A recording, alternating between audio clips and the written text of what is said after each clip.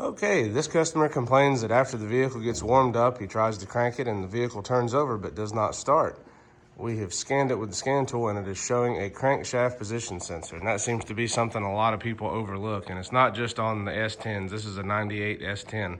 But most, all vehicles in general really have, these sensors. If it's a 96 and up, go ahead and get your OBD2 scan tool, plug it in it and see what your codes are. This is what this one looks like for this particular truck. It's held on with one bolt. I'm gonna show you where it's at underneath. Right up here. It's this one's really greasy because, hey, it's been in there for a long time.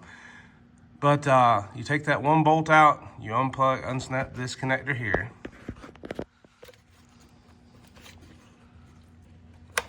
Just like so. Then we're gonna remove the bolt and put the new one in and we'll be ready to go. Hope this helps you guys.